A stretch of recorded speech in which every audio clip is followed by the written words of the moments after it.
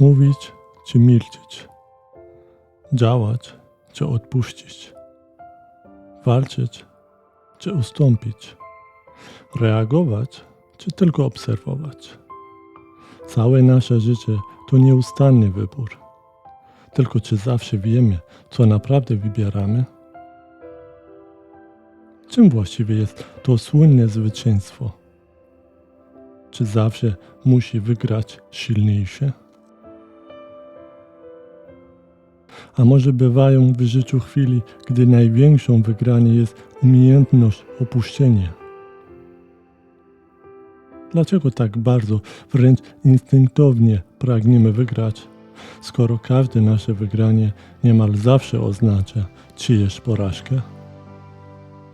Czy naprawdę nie da się zyskać niczego, nie odbierając przy tym niczego drugiemu człowiekowi? Może po prostu zbyt rzadko szukamy tej niezwykłej trzeciej drogi? Bo ja wierzę, że wygranie i przegranie nigdy nie są stałe. Zmieniają swoje znaczenie w zależności od tego, co po sobie zostają w serce ludzi. I może ci, którzy potrafią mądrze ustąpić, po ogólnym rachunku wcale nie przegrywają. Ale zaraz. Co w chwili, gdy dobro staje się twarzą w twarz ze złem? Czy wtedy wolno mi się wahać? Czy w tej sytuacji mam prawo ustąpić? Przecież dobro zawsze powinno zwyciężać. Tylko tutaj pojawia się najtrudniejsze z pytań. Skąd mamy wiedzieć i kto właściwie decyduje o tym, co jest czystym dobrem, a co złem?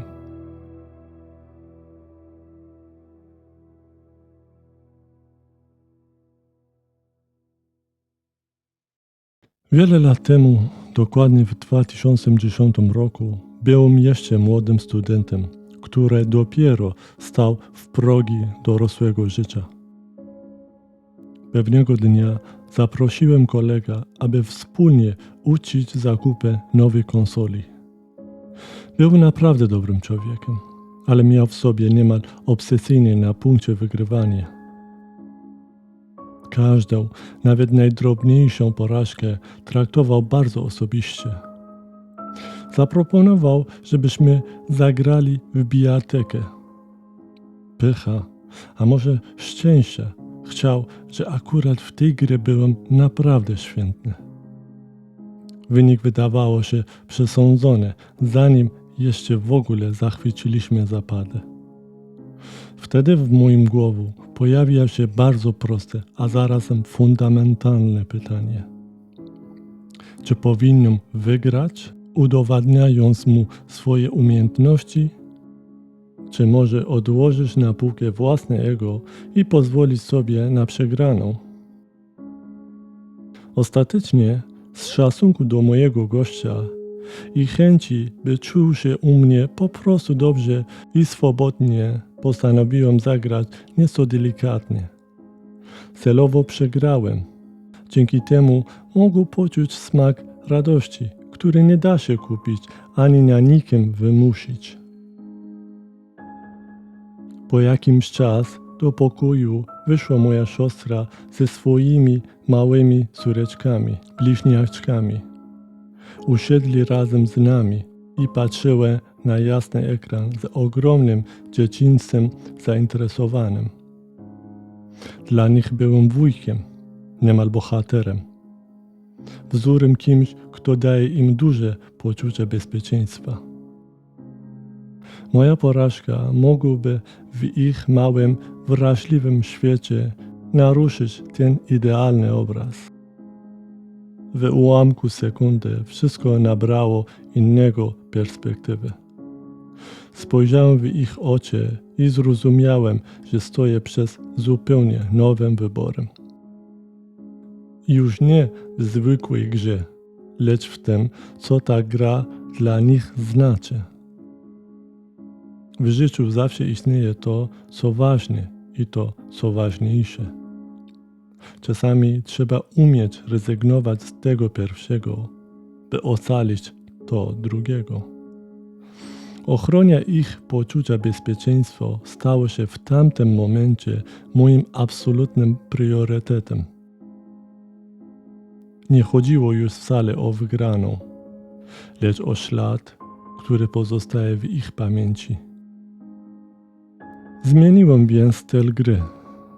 Zagrałem najlepiej, jak tylko potrafiłem, nie pozwalając sobie na utratę ani jednej rundy.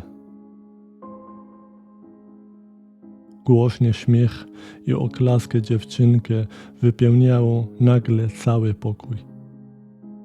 Cieszyła się ze sukcesu wujka, a moja kolega, co ciekawe, również był zadowolony. Podświadomie czując, że w pewien sposób sam przyczynia się do ich wielkiej radości. Niedługo potem dołączył do nas ich tata, mój szwagier.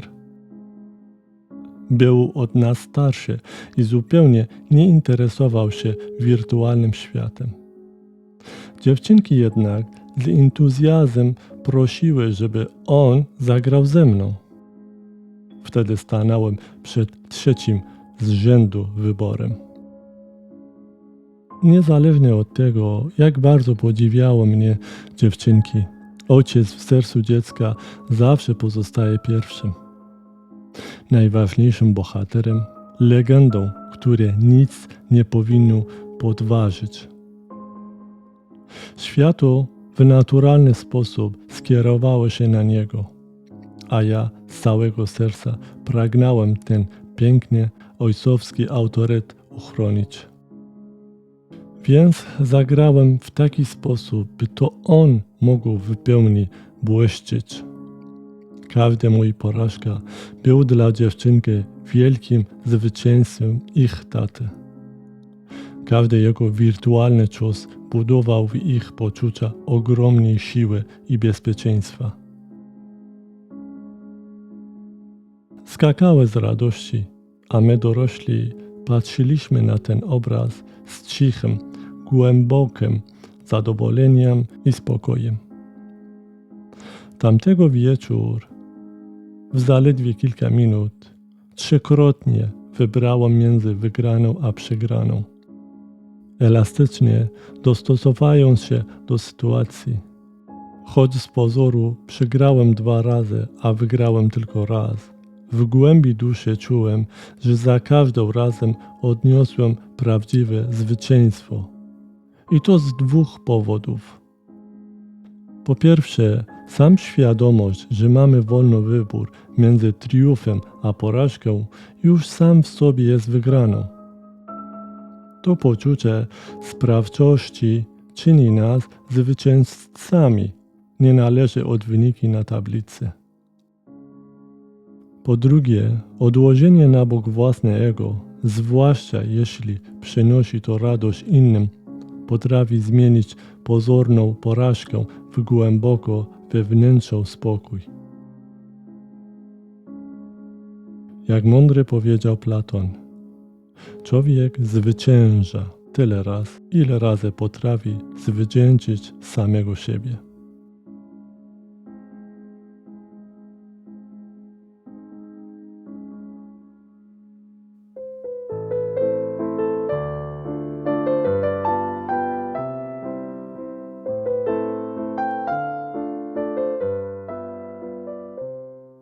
Cześć moja mała córeczko, ukochana Ninuś. To znowu ja, twój tata. Dziś jest 22 kwietnia 2026 roku. Kiedy nagrywam dla ciebie te słowa, kończysz dokładnie 6 miesięcy. To nasze pierwsze małe półrocze. Za każdym dniem coraz wyraźniej widzę, jak niezwykle piękny potrafi być świat, gdy oglądam go przez pryzmat twojego uśmiechu. Gdziekolwiek się pojawiasz, wypełniasz przestrzeń i ludzkie serca czystą radością oraz spokojem.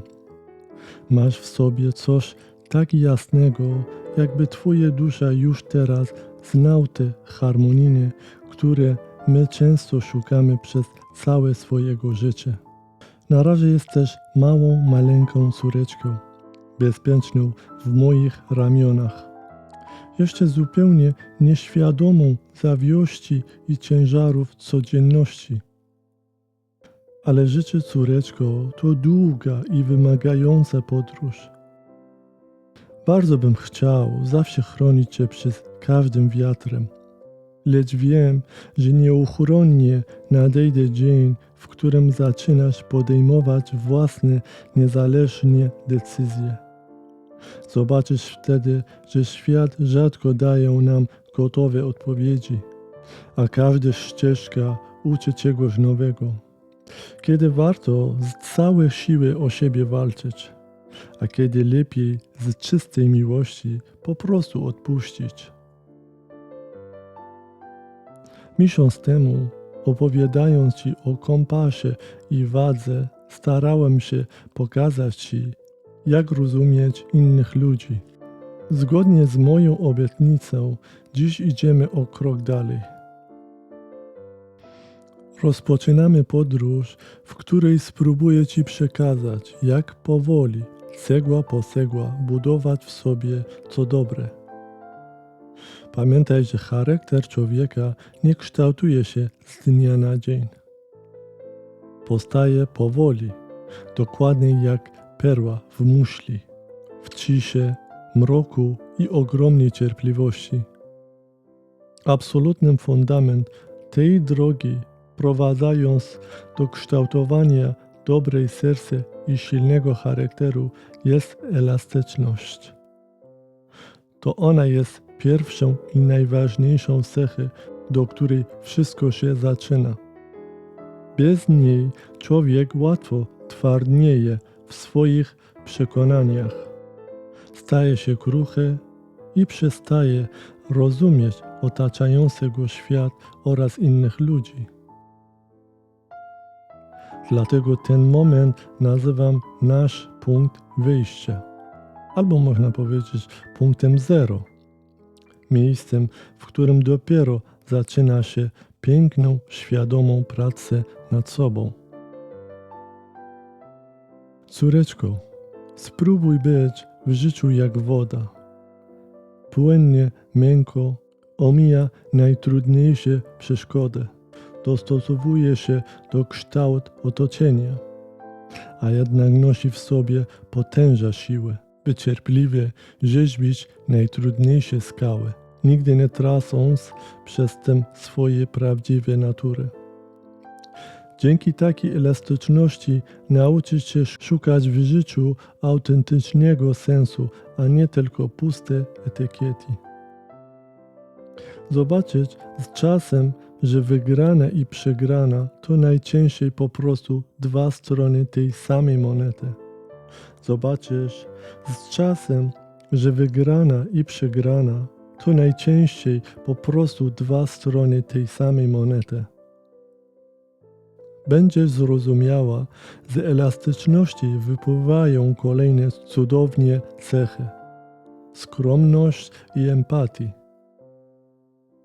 Kiedy potrafisz płynnie odnaleźć się w danej sytuacji, znacznie łatwiej jest dobrowolnie zjeść z nieustannej sceny rywalizacji. W relacjach międzyludzkich rzadko chodzi o to, kto ma rację. Nieporównywalnie ważniejsze jest to, czy mimo różnic potrafimy pozostać blisko siebie.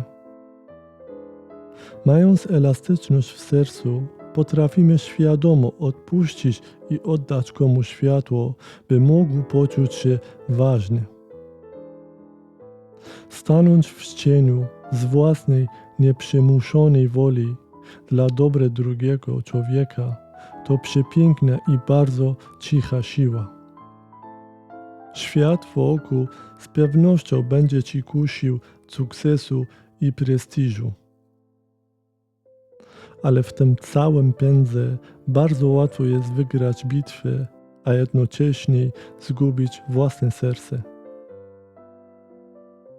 Czasem naprawdę warto zrezygnować z wewnętrznego poklasku, aby ocalić więź z kimś bliskim. To nie jest słabość, Ninusz.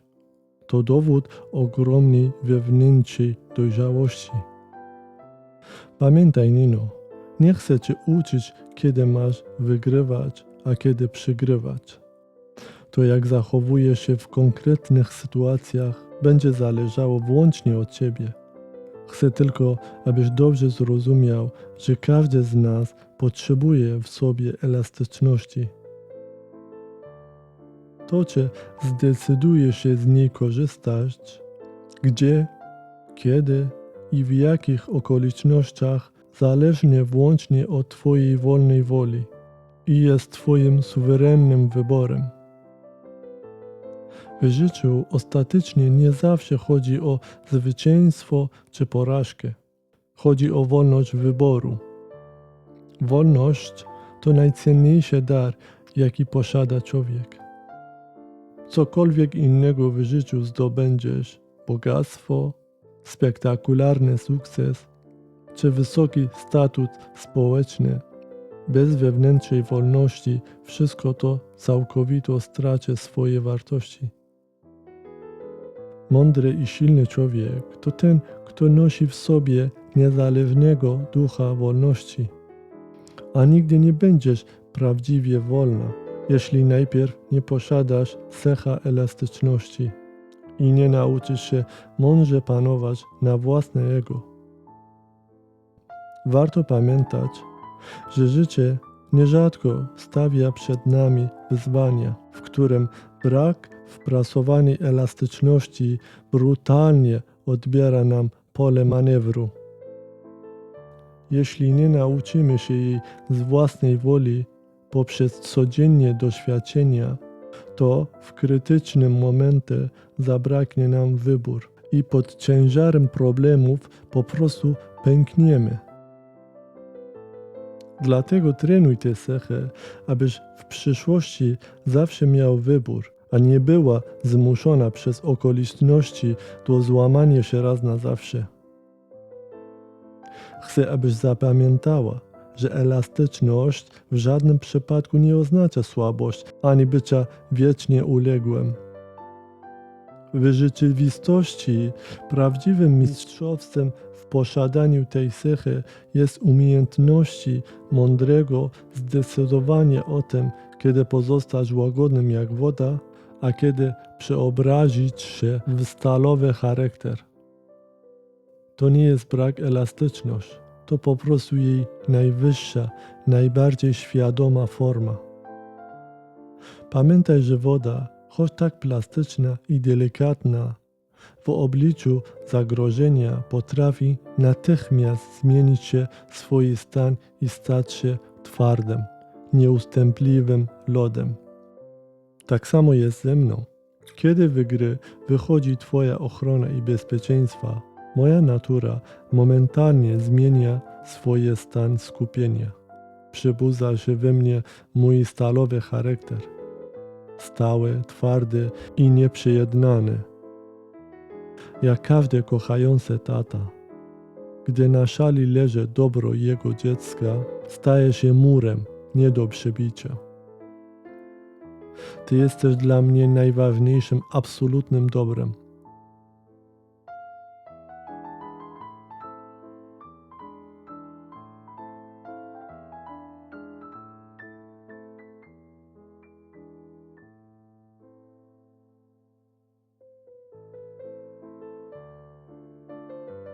A wszystko, co mogłoby ci w jakimkolwiek sposób zagrozić, traktuję jako zło.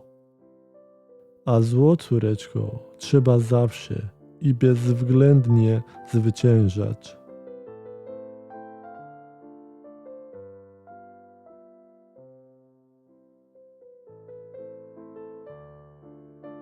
Myślę, że największym zwycięstwem nad złem nie jest wcale oddanie mu ciosu, ale to by nigdy nie pozwolić mu zmienić nas w kogoś, kim nie jesteśmy. Prawdziwie wygrywasz wtedy, gdy mimo trudów, bólu i niesprawiedliwości tego świata, twoje serce pozostaje czyste i dobre. To jest najważniejsza forma elastyczności. Przyjąć uderzenia losu, a nie stać się tak twardym i gorzkim jak on. Nino, jesteś moją córeczką i kocham cię nad życie. Od dnia twojego narodzin jestem niesamowicie dumny, że mogę być twoim tatą. Moja miłość do ciebie nigdy się nie zmieni. Jest absolutnie bezwarunkowa i nie zna żadnych granic. Bądź pewna, że cokolwiek przyniesie nam w przyszłości i jakikolwiek trudny wybór staną przed tobą, dopóki oddycham, nigdy nie będziesz sama. Będę obok ciebie, czasem krok za tobą, by w razie potknięcia od razu poddać ci rękę, a czasem w cieniu, byś mogła iść własną drogą, rozwijać skrzydła i w pełni przeżywać swoje zwycięstwa. Bez względu na to, kim się staniesz i jaką drogą w życiu pójdziesz, zawsze będzie przez tobą. Będę cię wspierał, pomagał ci wstać, gdy będzie trudno i dbał o twoje bezpieczeństwo najlepiej jak tylko potrafię. Widzimy się 22 maja 2026 roku.